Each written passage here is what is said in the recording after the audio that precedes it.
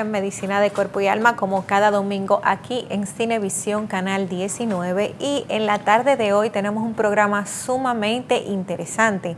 Se acerca la fecha internacional de celebración del Día Mundial contra el VIH, que es el 1 de diciembre, y aprovechando la oportunidad, pues en el programa de hoy tenemos una invitada muy especial, la doctora Ana Veras, la cual es subdirectora del Hospital Local de Boca Chica, con vasta experiencia en trabajo de VIH y también de COVID. No vamos a tener cápsula dermatológica, pero sí vamos a tener la cápsula urológica con el doctor Estrella acerca de la vacuna del dengue, la aplicación y lo que hay nuevo acerca de la vacuna del dengue, sí, según la Organización Mundial de la Salud. No se pierdan nuestra entrevista en la tarde de hoy, porque está sumamente interesante con las actualizaciones en VIH, qué se está haciendo en el país con estos pacientes y lo bueno que hay, lo nuevo en la enfermedad. Vamos a una pausa comercial y en breve retornamos aquí, como todos los domingos, en su programa Medicina de Cuerpo y Alma.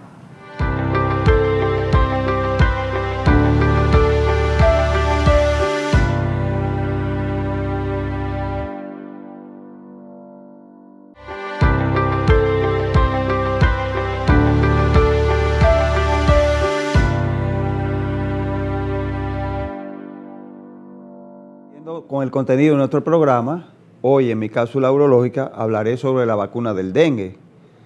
Y esto porque la semana pasada me enteré del fallecimiento de un pariente, de un paciente mío, un menor de edad con dengue. Y por eso dije, bueno, pero algo hay que decir sobre el dengue. Además, leo en el periódico todos los días el aumento de los casos, tanto de dengue como de influenza. La FDA aprobó una vacuna de Sanofi Pasteur en el 2019 que se llama Dengvaxia. La autorizó para niños entre los 6 y los 16 años de edad. Ahí vemos la foto del Dengvaxia. Es una vacuna de virus vivo atenuado que tiene las 4 variantes del dengue.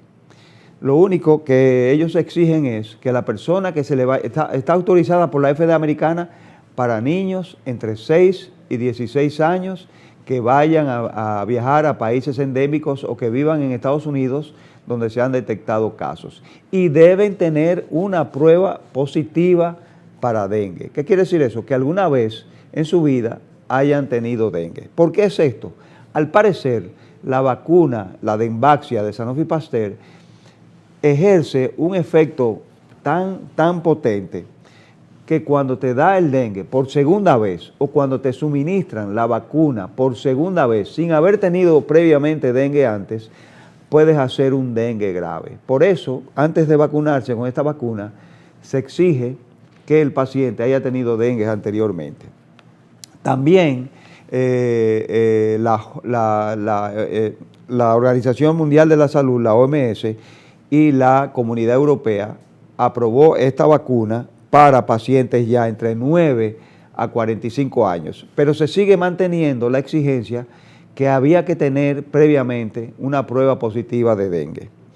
El problema es que si te ponen la vacuna sin haber tenido dengue nunca y luego te vacunan, como dije antes, o te transmite el mosquito un dengue, vas a tener un dengue muy grave que podría ser fatal.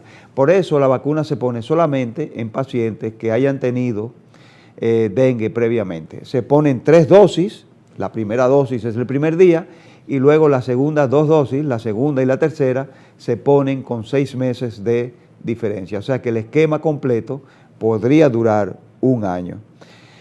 Todo esto se llevó a cabo un estudio en Indonesia y Latinoamérica y Asia que abarcó más de 35,000 pacientes.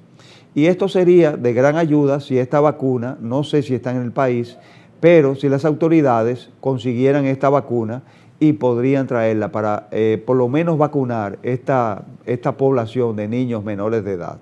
Bueno, hasta aquí nuestra cápsula urológica sobre la vacuna del dengue.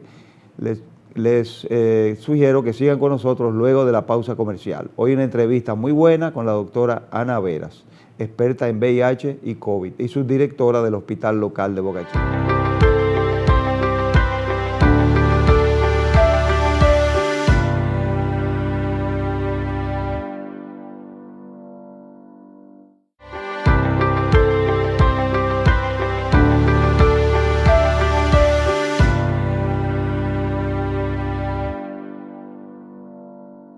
Estamos aquí en Medicina de Cuerpo y Alma y continuando con nuestro programa. Estamos en el tercer segmento conversando con el invitado y en la tarde de hoy tenemos el placer de compartir con la doctora Ana Veras, médico, actualmente subdirectora del Hospital Local de Boca Chica y que también desempeña múltiples funciones con su fundación y con entrenamiento en VIH. Y la traemos aquí en el día de hoy porque cerca tenemos pues la fecha del 1 de diciembre que se conmemora el Día Mundial del VIH y queremos compartir con las personas que están trabajando de tanto tiempo en esta enfermedad para nutrirnos con los avances y con los conocimientos nuevos y cómo va el asunto del VIH aquí en la República Dominicana. Doctora Veras, bienvenida nuevamente a nuestro espacio. Muchas gracias por la invitación. Yo feliz de reencontrarnos con ustedes aquí en el programa. Ciertamente esta fecha llama mucho la atención y nos lleva a reflexionar sobre esta enfermedad que tantas muertes ha causado a nivel mundial. Claro que ciertamente. Sí. Doctor, bienvenido. Bienvenido. A mí me va muy bien, gracias a Dios. Bien. Doctora, ¿cómo está no solamente el hospital de Boca Chica, del cual el local local de Boca Chica, sí, que usted es subdirectora? Sí. ¿Cómo está el COVID ahí en ese momento? Y usted sabe que nosotros por protocolo no debemos dar información sin la anuencia del Servicio Nacional de Salud.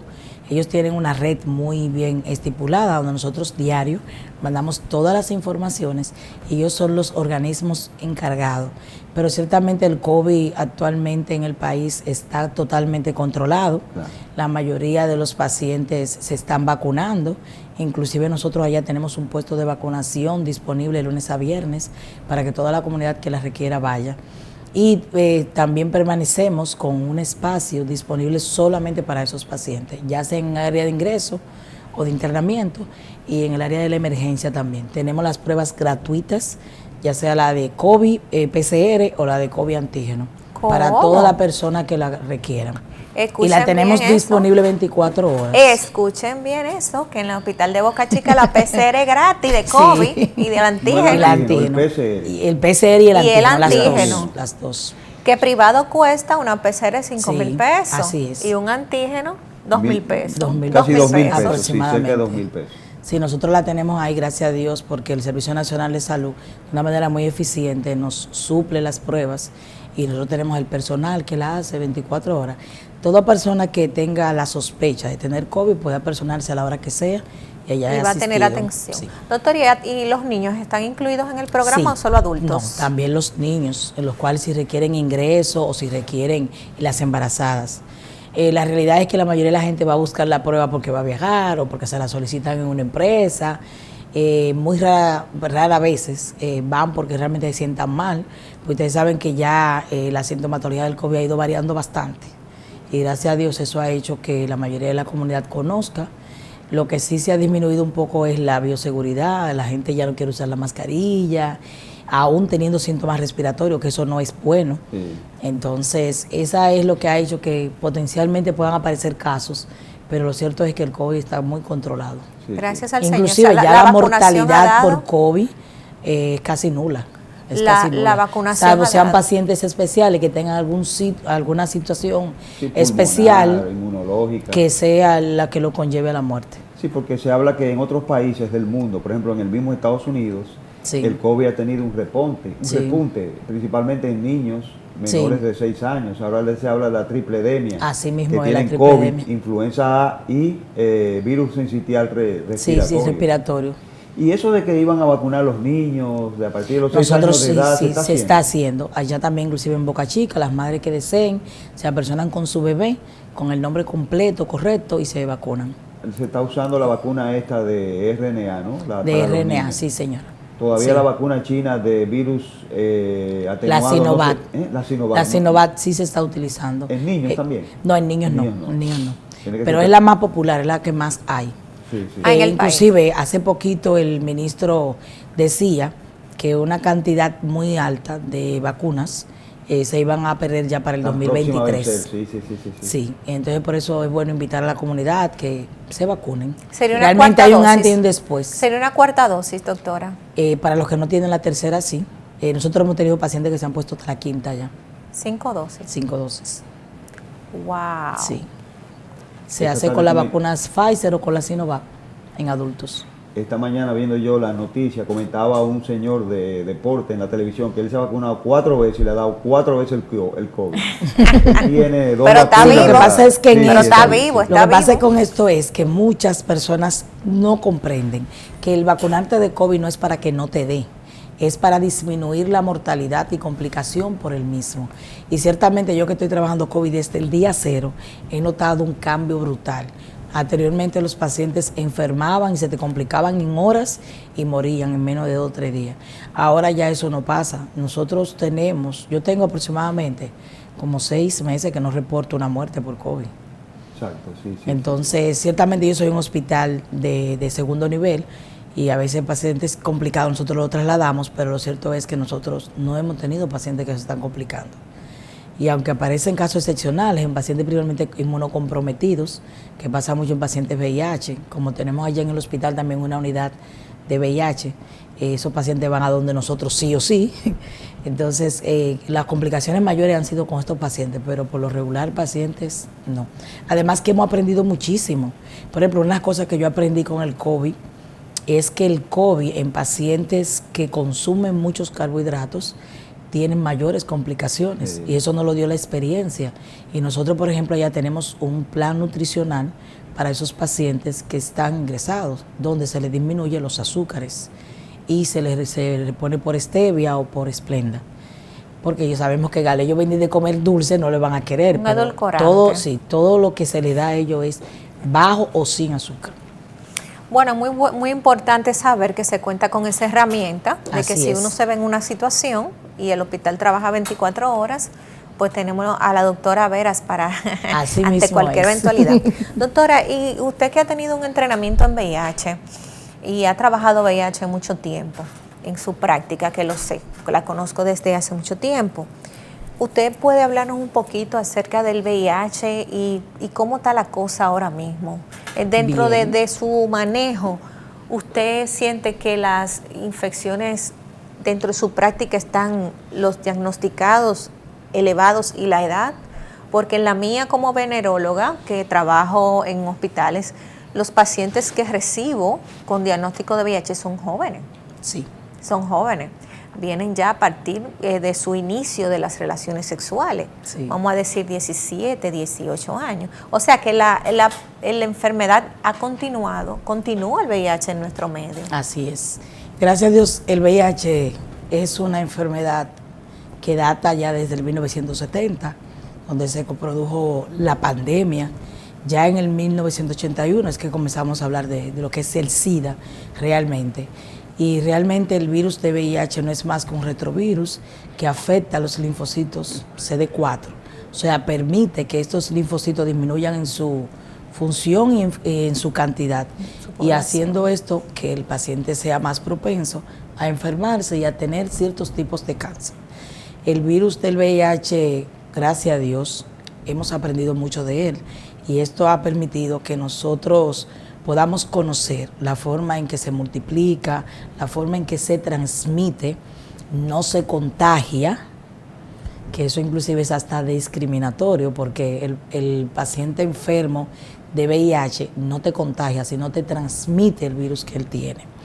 Entonces, gracias a Dios, la ciencia ha avanzado tanto y al conocer el virus ya no es una enfermedad mortal como antes muchas personas tenían en la cabecita, que cuando le decían usted es VIH positivo, la gente creía que era una condena a la muerte.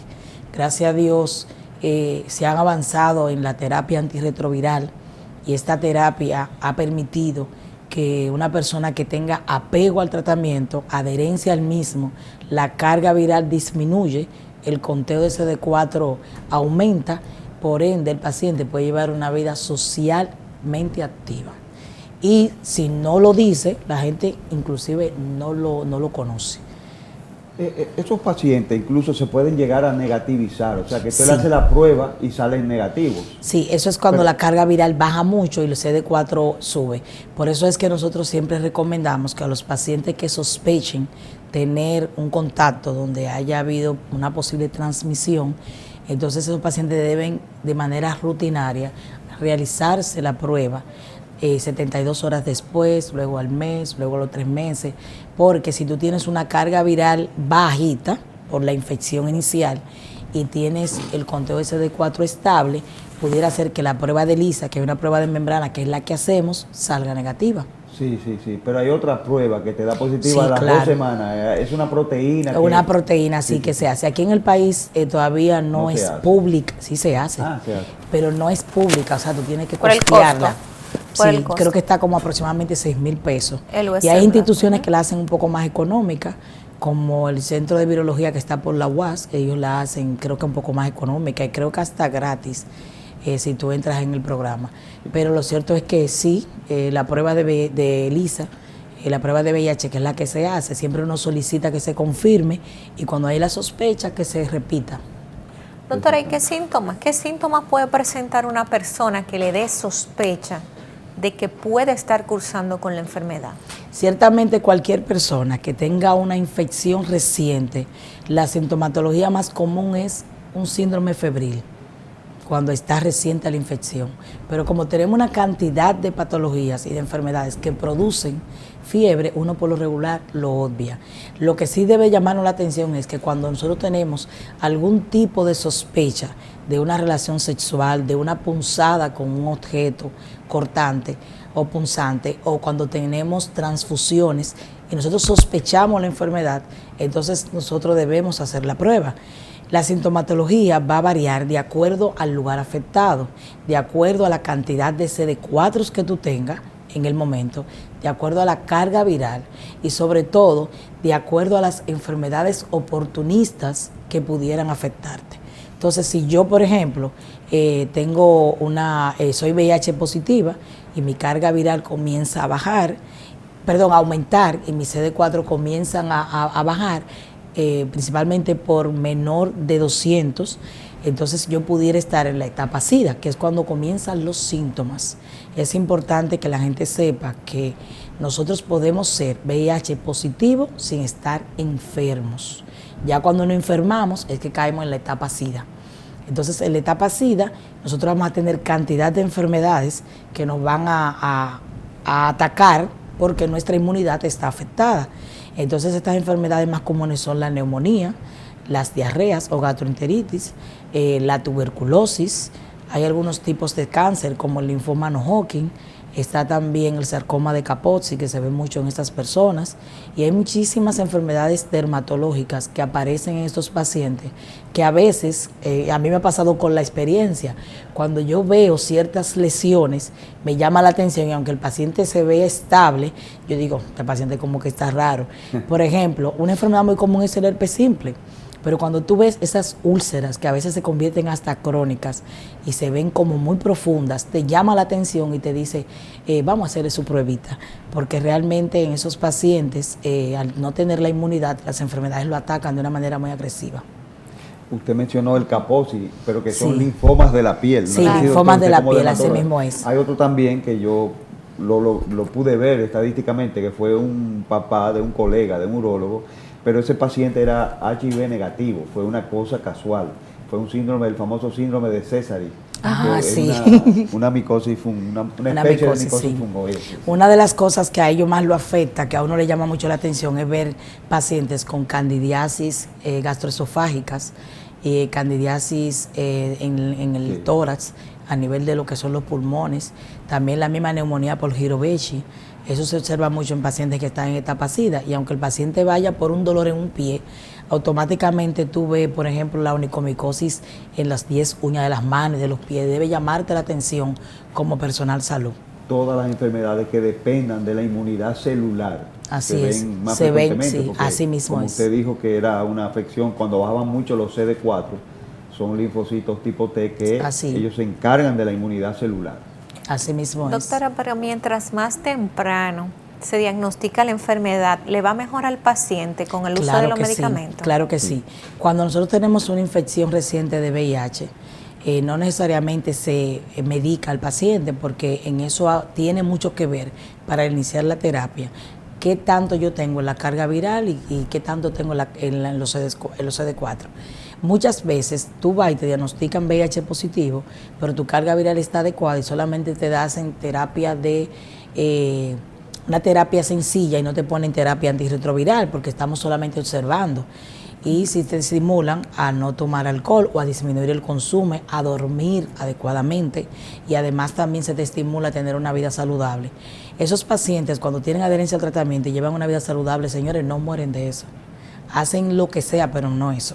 Ciertamente las terapias, algunas de ellas tienen problemas secundarios que te llevan a ti a tener otras situaciones, pero lo cierto es que si tú acudes a tu médico de manera regular y se te evalúa, se puede determinar cualquier situación de manera oportuna.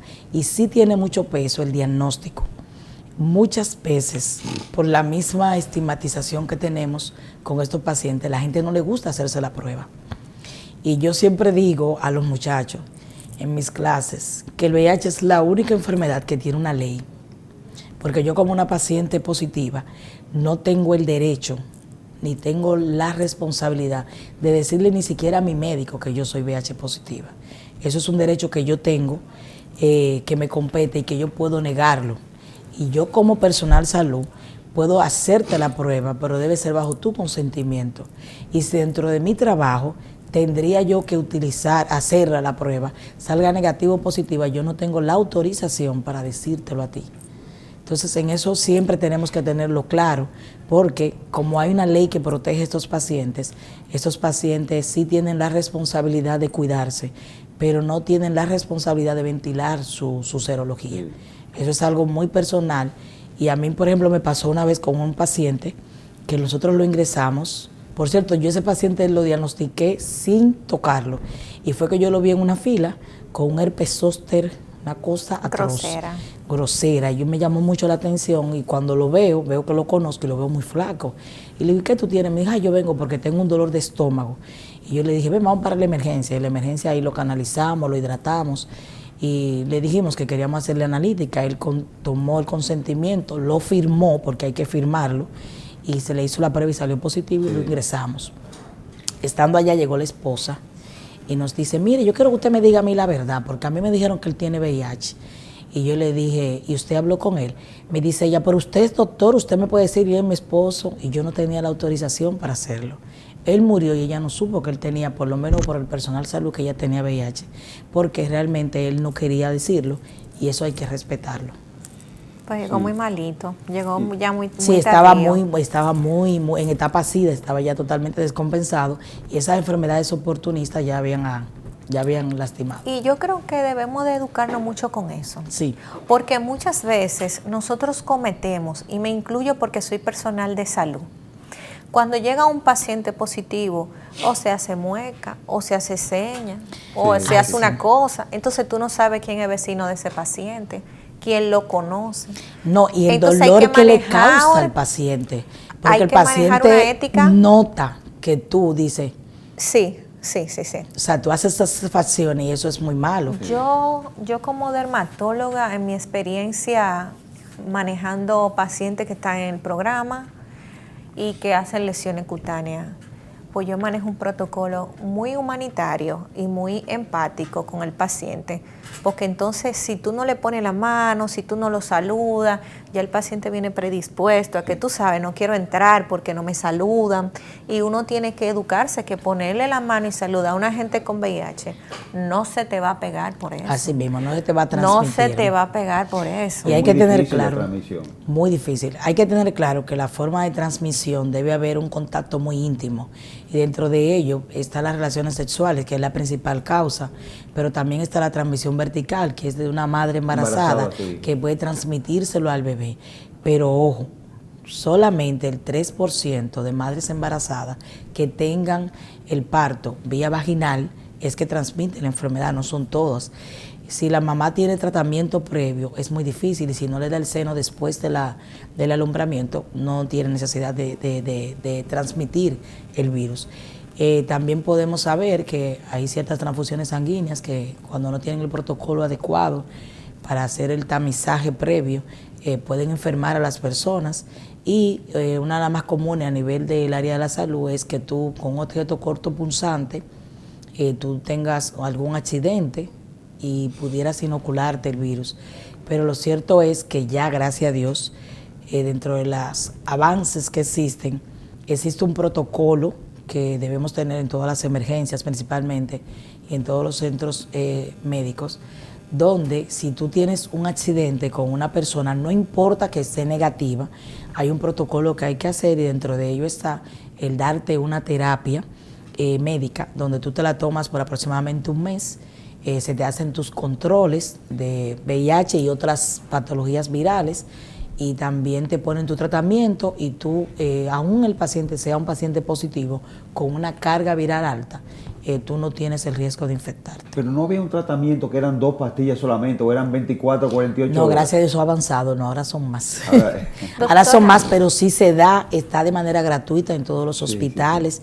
Y nosotros siempre motivamos al personal que trabaje ahí que lo conozca, pero sobre todo que sepa dónde está.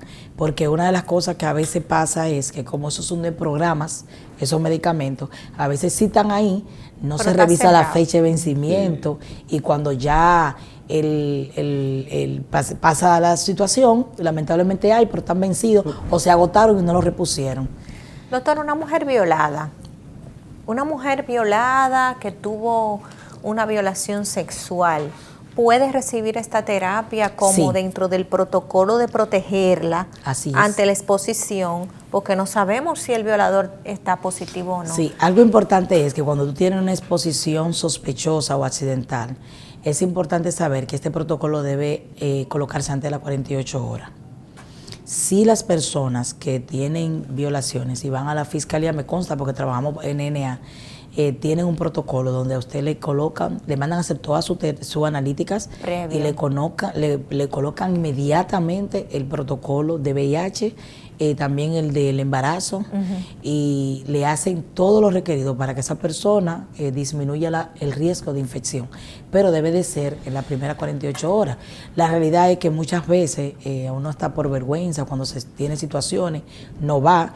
En otras ocasiones, por desconocimiento, tampoco van. Exacto. Y eso hace que entonces el riesgo de infección sea mayor. Usted habló hace un momento de que el VIH era la única enfermedad infecciosa que tenía una ley, que uno puede, para evitar la discriminación. Pero me acordé de un problema que hay con la sífilis, con el treponema, de que esos pacientes nunca se les borra la inmunidad. Así es la primera prueba cuando van a pedir trabajo que le hacen y le sale positiva. Ese paciente está sano, no la transmite, simplemente en su juventud tuvo un problema con la sífilis y se trató, pero nunca se borra esa inmunidad. Sí, y entonces, muchas veces son discriminados por eso. Son discriminados, no le quieren dar trabajo. Así es. Eso lo hacen es por desconocimiento muchas veces, especialmente en las empresas donde no hay departamento de seguridad ocupacional, que quizás no tienen médicos que pudieran orientarlo en base a eso. Eso sucede. Y es muy triste la situación porque también en pacientes VIH todavía tenemos la discriminación en algunos trabajos. No importa que sea barriendo, automáticamente tú de una manera abierta expone que padeces VIH, te discriminan y muchas veces te lo dan. Y no solamente pasa aquí, a nivel mundial todavía hay países donde tú, siendo un paciente VIH, no puedes entrar. Por ejemplo, Dubái es un país, yo conocí el caso de un arquitecto que trabajaba allá, y cuando él fue al país, ellos le hicieron el tamizaje de laboratorios. En nuestro país no es obligatorio y es ilegal para tú emplear a una persona a hacerla. Y sabemos la realidad, muchas empresas lo hacen escondidas, pero lo cierto es que cuando te van a dar un empleo, eso es ilegal, que tengan que hacerte VIH y que esa condición predisponga si te ponen o no. Eso es ilegal. Pero en Dubái, cuando él fue, ellos le hicieron el tamizaje y él salió VIH positivo, que él ni siquiera lo sabía. Y ellos fueron con policías, lo buscaron y lo escoltaron hasta el aeropuerto para que saliera del país. Pero eso es por razones quizás religiosas o por razones médicas. Creo que ellos lo hacen por razones religiosas. Usted sabe que Dubái sí, tiene una filosofía de religiosa muy diferente a nosotros aquí de manera occidental, pero existen países donde a ti te estigmatizan tanto que ni siquiera te permiten accesar. Y ustedes saben que aquí a nivel nacional muchas empresas te prohíben el acceso. Y hemos tenido inclusive algunos pacientes que han sido cancelados solamente porque se conoce su condición. Nosotros conocimos un caso que trabajamos muchísimo con el consejero par de allá del SAI, de una joven que fue expulsada de la zona porque ella mandó una licencia donde decía la condición que tenía, que era lo que la obligaba a permanecer fuera del trabajo casi por un mes. Y ellos, cuando ella entró, la cancelaron. Lo que sí puede pedir la empresa, creo yo, es que el paciente esté en tratamiento y que esté apegado al tratamiento y lleve bien su tratamiento para que él pueda estar con una condición de vida buena, o sea, y pueda desempeñar su trabajo. Así es, eso es lo que debiera ser, pero tristemente no es la realidad. Sí. Ciertamente el tratamiento es gratuito aquí en el país, el Servicio Nacional de Salud, el Ministerio de Salud Pública lo da de manera gratuita. En muchos hospitales existe un departamento que se llama el SAI, que es una unidad de atención integral para esos pacientes, donde de una manera especial tienen médicos, tienen consejeros pares que son pacientes VIH, que se enseñan a vivir con la enfermedad a esos pacientes, tienen psicólogos, enfermeras, y de una manera muy oportuna se trata y se le motiva a que vayan por lo menos cada 2 meses, no solo para buscar el tratamiento, sino para pesarlo, ver su condición clínica, de cómo ha ido evolucionando y ver cómo ellos han podido mejorar. Excelente. Bueno, vamos a una pausa comercial aquí en Medicina del Cuerpo y Alma y luego de la pausa continuamos con nuestra entrevista en la tarde de hoy.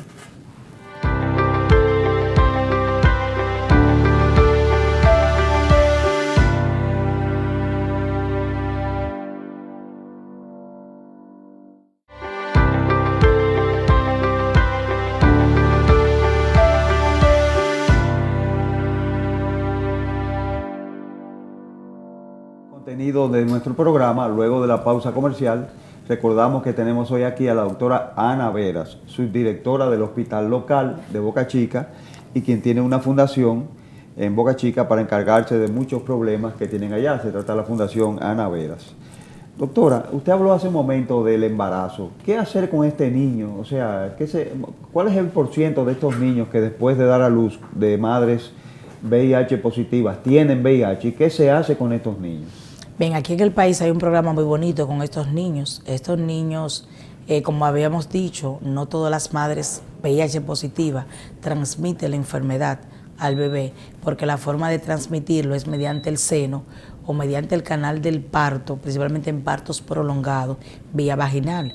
De lo contrario a eso no hay forma, porque mientras él esté dentro del encapsulado del líquido amniótico y demás, el niño no tiene, está estéril, no está enfermo. O sea que entonces, los niños que nacen positivos, existe aquí en la maternidad de Los Minas, en el Robert Reed, en el Hugo Mendoza, unidades especiales para esos niños, donde de manera gratuita se les da el tratamiento y junto con los padres se les da terapia para enseñar a esos niños a vivir con su condición.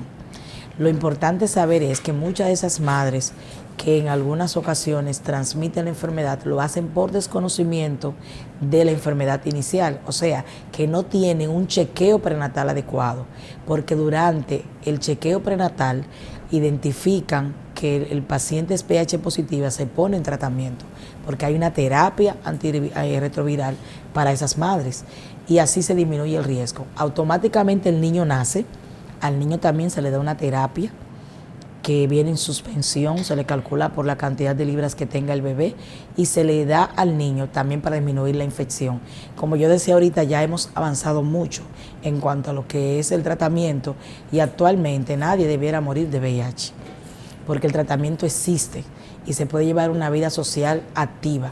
Y aunque es una enfermedad crónica, lo es igual que la hipertensión, que te obliga a tomarte una pastillita diaria. Claro. Eso mismo pasaría con un paciente VIH, también con un paciente de diabetes. Entonces, si usted asume su condición y usted hace adherencia al tratamiento, usted va a tener una vida normal y se va a tomar su medicación igual como lo hace cualquier otro paciente. Doctora, ¿qué consejo le daría usted al personal médico que trabaja En otras áreas, no necesariamente los hay, para disminuir el estigma y la discriminación que sufre un paciente, que muchas veces el paciente ya está condicionado a que va a ser discriminado y a veces hasta una mueca, una seña, ya ellos de por sí es una razón para no volver. Porque Así muchos es. abandonan Por la estigmatización. el volver al centro porque no se sienten cómodos. Entonces otros dicen, no, que estos pacientes son muy ñoños, que ellos son muy ñoños. No es que sean ñoños, es que simplemente ya ellos de por sí, por lo que la sociedad nos ha enseñado a nosotros de la enfermedad, del estigma que tienen afuera, también cuando van a acudir a buscar su ayuda, también se sienten estigmatizados. Entonces, ¿cuál sería su recomendación para ese personal médico en general cuando ve un paciente que tiene la condición y lo ve en el récord, para que no sea ese paciente discriminado por nosotros que estamos llamados a no cometer ese tipo de cosas? Así es. Yo pienso que la primera cosa que tenemos que hacer es vacunarnos contra la ignorancia, porque nosotros le tememos a lo que desconocemos. Si yo no sé cómo yo me puedo enfermar de VIH y desconozco el mecanismo de transmisión, yo voy a temer cuando tenga un paciente frente. Entonces, mi orientación sería que pongamos atención a repasar, a investigar, a aprender con respecto a esta enfermedad para así evitar estigmatización. Esta estigmatización es lo que hace que muchas personas oculten la enfermedad, porque hasta de sus familiares. Yo, por ejemplo, vi un caso una vez muy triste de un joven que intentó ahorcarse porque él salió VIH positivo, y cuando él cumplió año, cuando su mamá cumplió año, él fue a llevarle un bizcocho a la mamá y la mamá lo recibió, lo puso en una silla y cuando él salió lo botó. Porque la mamá desconocía que por un simple bizcocho ella no se iba a enfermar. Y él me decía que cuando él iba a la casa él tenía una silla para sentarse. Él no podía sentarse en otra. Todo eso ya lo hacía bajo la ignorancia de no conocer. Entonces, esa estigmatización que existe porque la gente no conoce, no sabe. Y precisamente la fecha del 1 de diciembre lo que busca es llevar a las personas a la concientización y la sensibilización de conocer para no discriminar a estas personas enfermas. Porque la enfermedad del VIH es igual que tú sufrir de hipertensión, es igual que tú sufrir de diabetes, es igual que tú ser un paciente de insuficiencia renal. Entonces, si tú tienes una condición crónica tratable, que tú conoces cómo tú puedes adquirirla, tú no vas a tener tanto miedo al momento de tú tratarlo. Y eso es algo muy penoso en nosotros, porque muchos pacientes, como tú dices, abandonan. Nosotros una vez en un SAI vimos un caso de una paciente que dejó de ir porque había una enfermera que cuando él iba, la enfermera le decía, siéntese ahí, y no le quería ni siquiera mirar ni el récord, ni ponerle la mano, temiendo a enfermarse. O se ponen 4 guantes. Esa son un es otra sinnúmero de las de cosas que el paciente se la lleva, tú sabes. Sí, hay pacientes, por ejemplo, que cuando van principalmente a las emergencias, que cuando tú lo vas a medicar o que tú lo vas a evaluar, él mismo te dice, mire, doctor, yo soy paciente VIH. Es importante yo como personal de salud conocer la condición, porque me da un abanico más de posibilidades para tratarlo y diagnosticarlo adecuadamente. Pero automáticamente yo digo eso, yo que iba a mano pela a atenderlo, automáticamente yo me pongo 2 guantes y eso lacera la sensibilidad del paciente. Sí, hasta 4 porque lo ideal es que tú como personal salud sepa que la bioseguridad debe ser con todo el mundo, porque uno de los problemas que tenemos con esta enfermedad es que de los 35 millones de personas que hay diagnosticadas, existe todavía un 65% que no conoce su enfermedad, que no sabe que la tiene. Entonces, así como él no la sabe, tampoco la sabes tú. ¿Por qué cuidarte solo del que tú sabes que lo tiene? Cuando realmente el paciente que debe cuidarse, la persona que debe cuidarse de nosotros, es el mismo paciente. Y cuando porque viene su inmunidad está afectada. Cuando viene a ver el personal médico, también está infectado y el paciente así, no. Y no lo sabe, así es. Y el paciente no. Eso pasa, principalmente en el área de la salud, cuando una persona se infecta de VIH, es tan discriminada que en algunas ocasiones hasta la mandan para oficina y no quieren que tenga contacto con los pacientes, cuando ella no lo va a enfermar si tiene las medidas adecuadas y tiene su carga viral adecuada. Nosotros muchas veces desconocemos que cuando el paciente tiene la adherencia al tratamiento y se negativiza, aún en una relación sexual sin protección, el paciente pudiera no transmitir la enfermedad. Claro. Y muchas de las veces nosotros desconocemos esa parte. Hay algunos países donde de una manera muy abierta, algunos pacientes que tienen su control adecuado y adherencia al tratamiento, sostienen relaciones sexuales sin protección con parejas estables. Y ellos lo hacen así y la pareja se mantiene negativa. Yo recuerdo que cuando comenzamos a trabajar son las VIH, parejas discordantes, sí, que uno lo tiene y el otro no. Yo recuerdo cuando nosotros comenzamos a trabajar VIH, a mí me llamaba mucho la atención, porque yo tuve un caso de una señora que duró 9 años con una pareja, y en esos 9 años el señor murió en etapa SIDA y ella nunca enfermó y actualmente está viva negativa. Y yo decía, pero Dios mío, ¿por qué suceden esas cosas? Sí, hay gente que no le da así. Que no le pasa. Esas son de las cosas que todavía se está estudiando, porque son personas que realmente conviven con personas VIH positivas. Tienen que como a veces una resistencia. inclusive sí, ellos nunca se positivizan a la enfermedad. Pero lo importante es que sí hay tratamiento y que cuando tú tienes la adherencia al tratamiento, tú no tienes por qué morir por la enfermedad. Y existen diferentes SAI, o Unidades de Atención Integral a nivel nacional, que están disponibles siempre en horario de oficina de 8 a 5 de la tarde, donde hay personal entrenado y capacitado y actualizado, porque siempre se hacen actualizaciones periódicas sobre la enfermedad y el tratamiento es gratuito. Nosotros aquí en el país todavía tenemos múltiples pastillas para estos pacientes, pero ya en otros países te dan una sola pastilla que trae 3 o 4 medicamentos y tú te tomas eso una sola vez al día.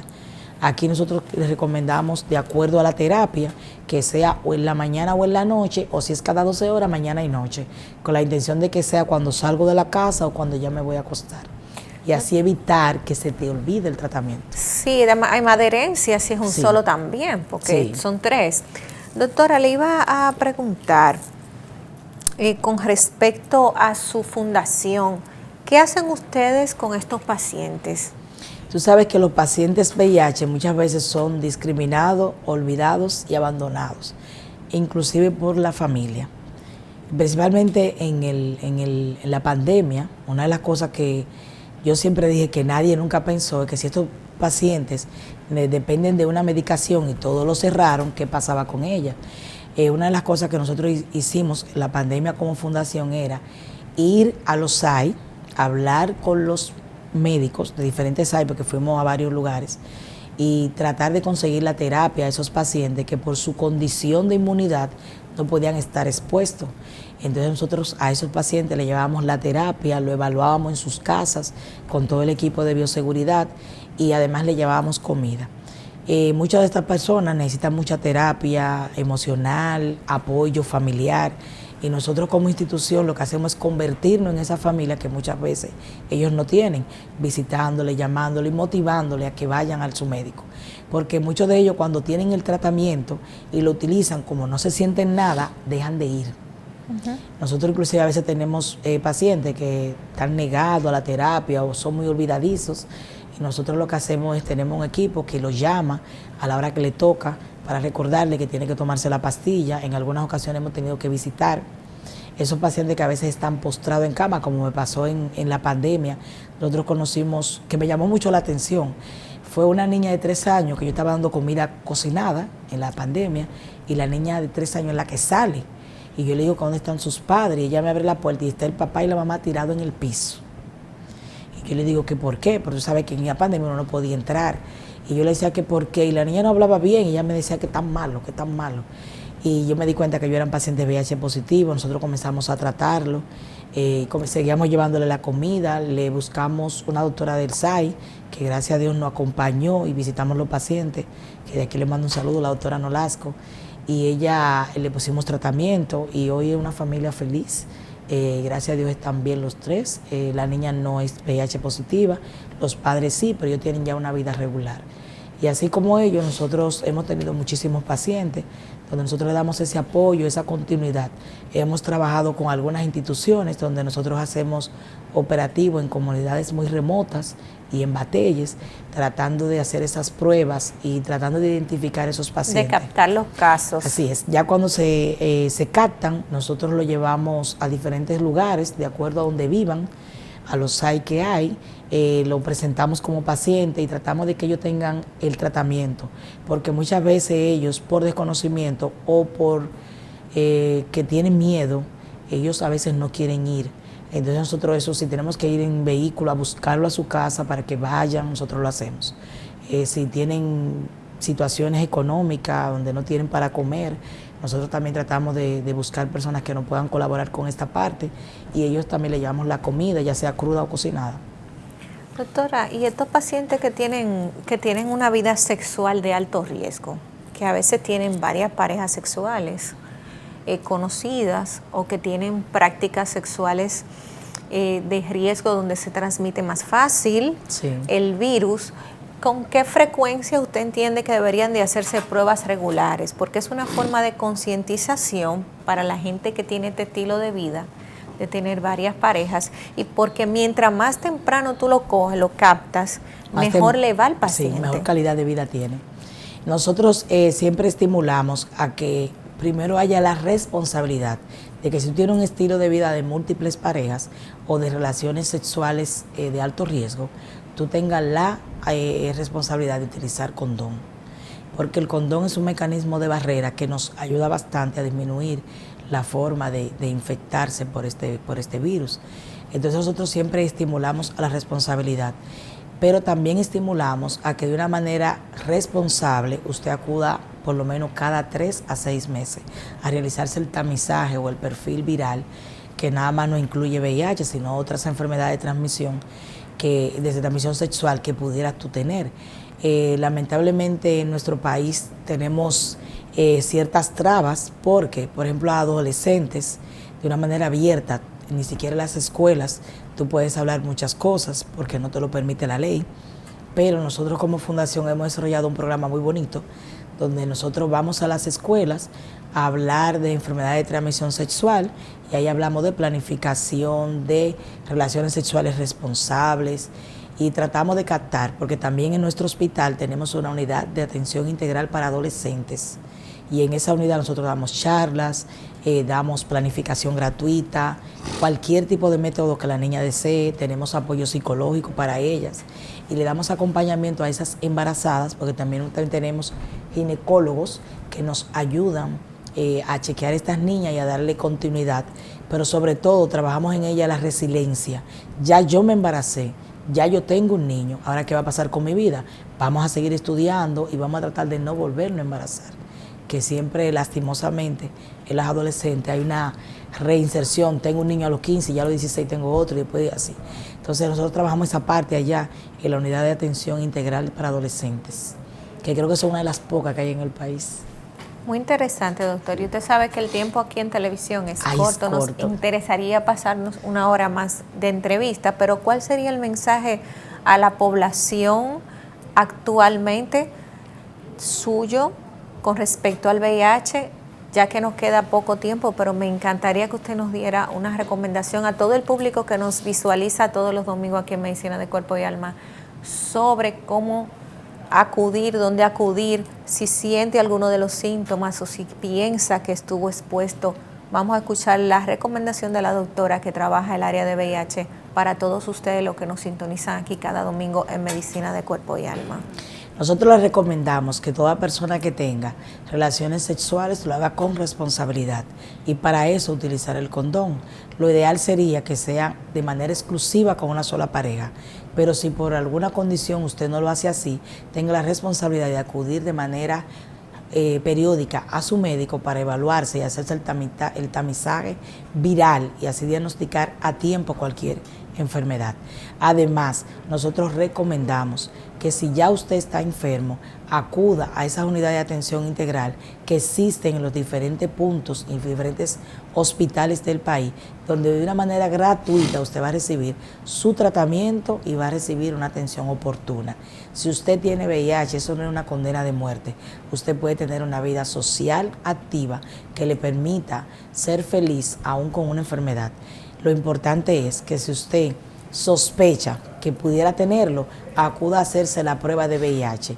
En muchos hospitales se hace con seguro y sin seguro, pero lo importante es que sí tenemos en el país y que la captación oportuna del paciente enfermo o del paciente VIH positivo puede darle una mejor calidad de vida.